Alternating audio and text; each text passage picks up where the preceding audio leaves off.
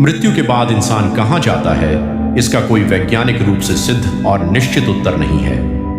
अलग अलग धर्म, दर्शन और आध्यात्मिक परंपराएं इसके बारे में अलग अलग बातें बताती हैं, इसलिए मैं आपको विभिन्न दृष्टिकोणों से विस्तार से बता रहा हूं। एक, वैज्ञानिक दृष्टिकोण। विज्ञान के अनुसार मृत्यु तब होती है जब मस्तिष्क और शरीर के सभी महत्वपूर्ण कार्य स्थायी रूप से बंद हो जाते हैं। अभी तक ऐसा कोई वैज्ञानिक प्रमाण नहीं मिला है कि मृत्यु के बाद चेतना या आत्मा किसी दूसरी दुनिया में जाती है।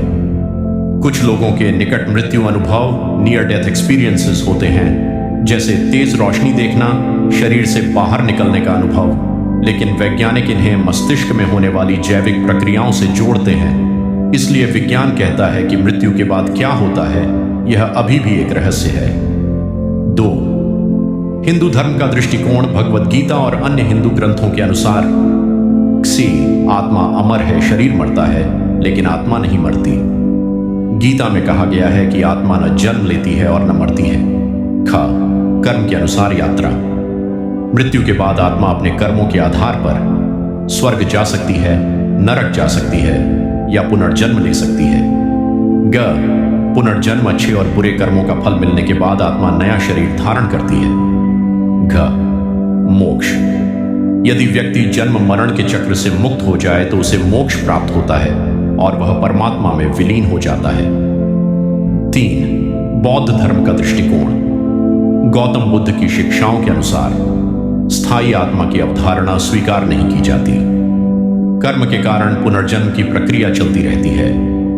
अंतिम लक्ष्य है निर्वाण, जिसमें दुख और जन्म मरण का चक्र समाप्त हो जाता है। 4, जैन धर्म का दृष्टिकोण। महावीर स्वामी के अनुसार प्रत्येक जीव की आत्मा है। कर्म आत्मा से जुड़ जाते हैं। कर्मों के आधार पर अगला जन्म मिलता है। कर्मों से पूर्ण मुक्ति मिलने पर आत्मा मोक्ष प्राप्त करती है।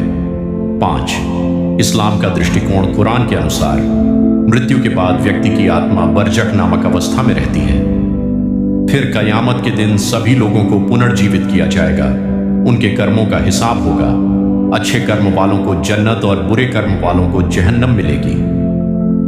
6, ईसाई धर्म का दृष्टिकोण। बाइबल के अनुसार मृत्यु के बाद आत्मा परमेश्वर के न्याय की प्रतीक्षा करती है। अंत में पुनरुत्थान और अंतिम न्याय होगा।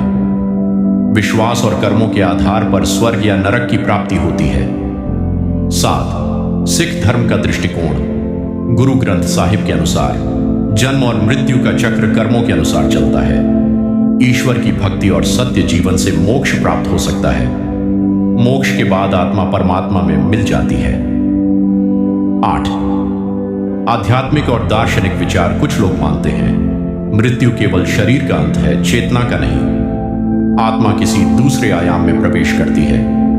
कुछ लोग पुनर्जन्म, पूर्वजों की दुनिया या ऊर्जा के रूप में अस्तित्व जारी रहने की बात करते हैं, लेकिन इन विचारों का वैज्ञानिक प्रमाण उपलब्ध नहीं है।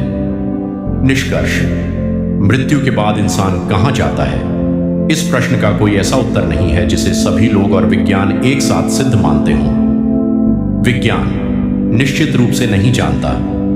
हिंदू, बौद्ध, जैन, सिख धर्म कर्म और पुनर्जन्म या मोक्ष की बात करते हैं। इस्लाम और ईसाई धर्म मृत्यु के बाद न्याय, स्वर्ग और नरक की बात करते हैं। यह विषय आस्था, दर्शन और व्यक्तिगत विश्वास से जुड़ा हुआ है। इसलिए व्यक्ति किस उत्तर को स्वीकार करता है, यह उसके धार्मिक और व्यक्तिगत विश्वास पर निर्भर करता है।